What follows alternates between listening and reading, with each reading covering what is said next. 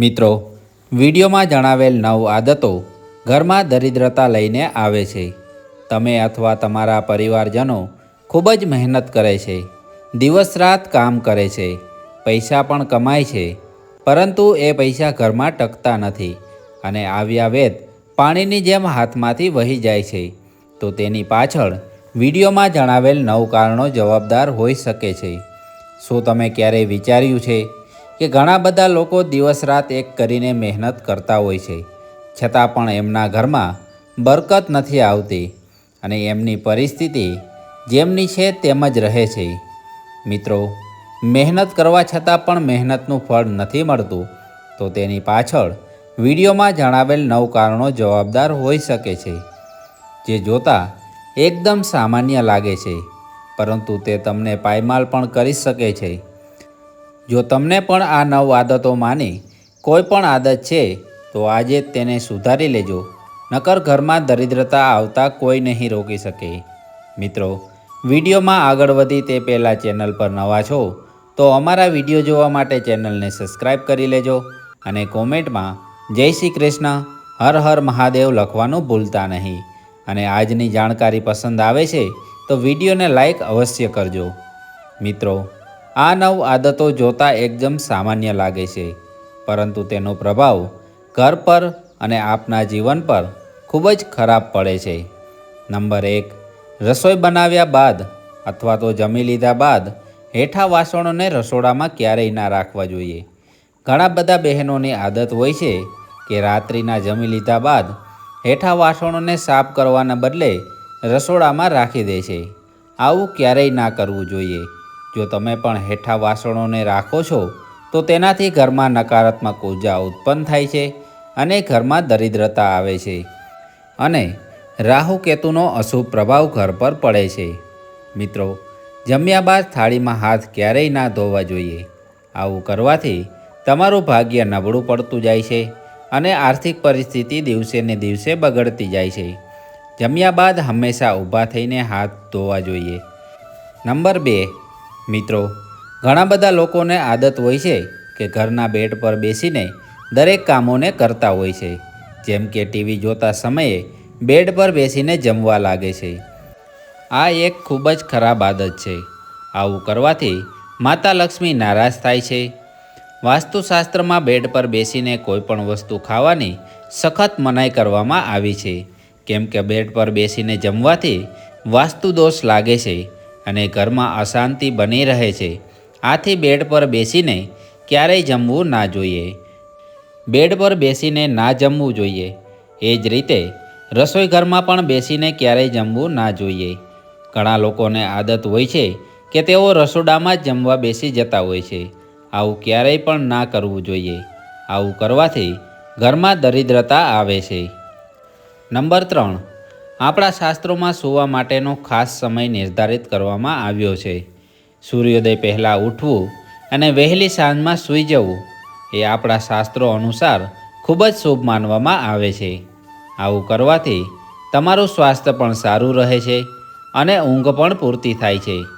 ઘણા બધા લોકો રાત્રિના મોડા સૂવે છે અને દિવસના સૂર્યોદય બાદ ખૂબ જ મોડા ઉઠે છે. આવું કરવાથી તેમના ઘરમાં રાહુ અને કેતુનો પ્રભાવ પડે છે અને ઘરની આર્થિક પ્રગતિ અટકી જાય છે.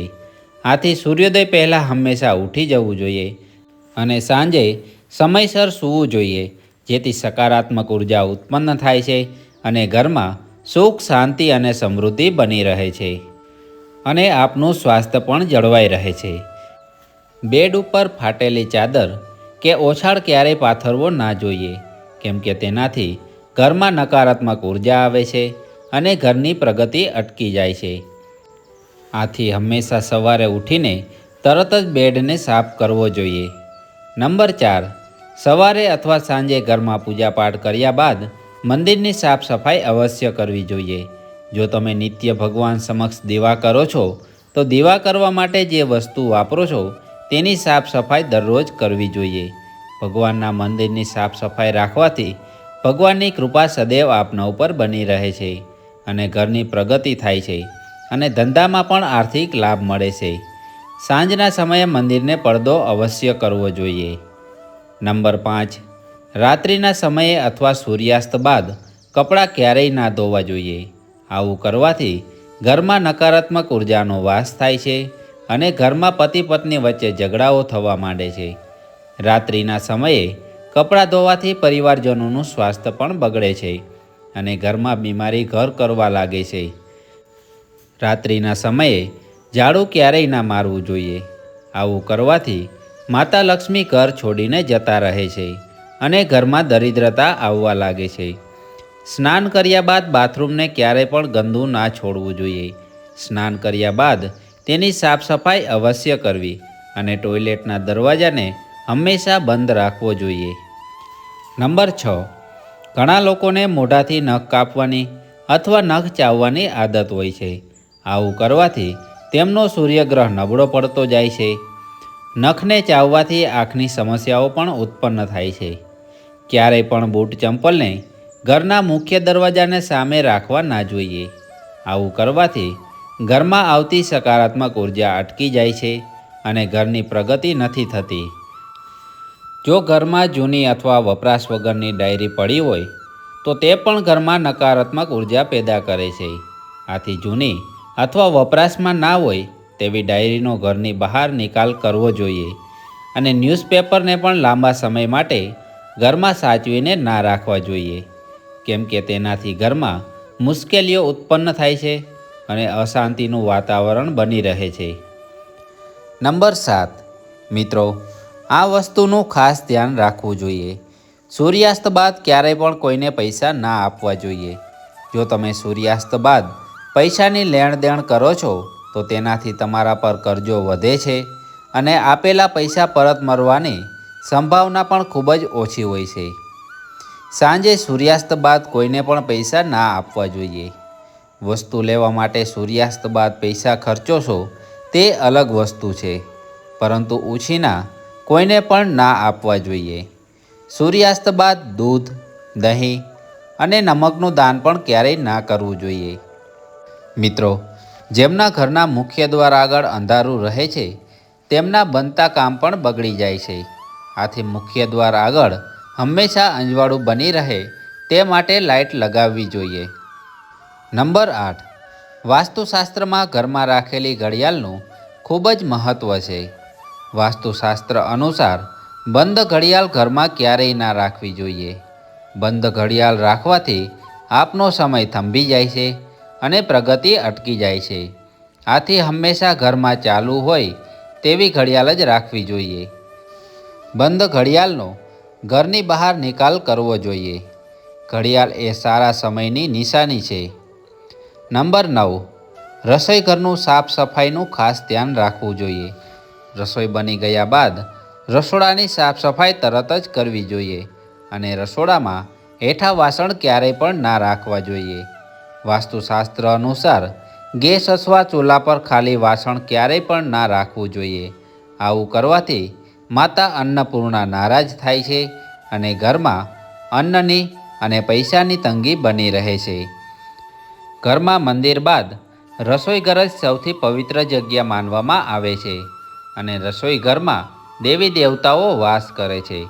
તેથી તેની સાફ સફાઈનું ખાસ ધ્યાન રાખવું જોઈએ. નંબર 10. બેડરૂમમાં મંદિર ક્યારેય ના લગાવવું જોઈએ, કેમ કે બેડરૂમ એ પતિ પત્નીના અંગત ક્ષણો માટે હોય છે. આથી ઘરમાં ભગવાનના મંદિર માટે ખાસ અલગથી જગ્યા હોવી જોઈએ. બેડરૂમમાં મંદિર લગાવવાથી તેનો ઘર પર ખરાબ પ્રભાવ પડે છે અને પતિ પત્ની વચ્ચે કંકાસ અને ઝઘડા વધે છે. મિત્રો, વાસ્તુશાસ્ત્રના અને જ્યોતિષશાસ્ત્રના આ 10 નિયમોનું પાલન કરવાથી ઘરમાં ક્યારેય દરિદ્રતા નથી આવતી અને આપની દિવસ રાત પ્રગતિ થાય છે. આવા નાના નાના નિયમોનું પાલન કરવાથી ઘરમાં સુખ, શાંતિ અને સમૃદ્ધિ બની રહે છે અને પરિવારજનોનું સ્વાસ્થ્ય પણ સારું રહે છે. મિત્રો, આશા કરીએ છીએ આજની જાણકારી પસંદ આવી હશે અને આપના જીવનમાં પણ તેનું પાલન કરવાથી ખૂબ જ ઉપયોગી થશે. જાણકારી પસંદ આવી છે તો વિડીયોને લાઈક અવશ્ય કરજો અને ચેનલ ઉપર નવા છો તો અમારા વિડીયો જોવા માટે ચેનલને સબસ્ક્રાઈબ કરી લેજો અને કોમેન્ટમાં જય શ્રી કૃષ્ણ, હર હર મહાદેવ લખવાનું ભૂલતા નહીં.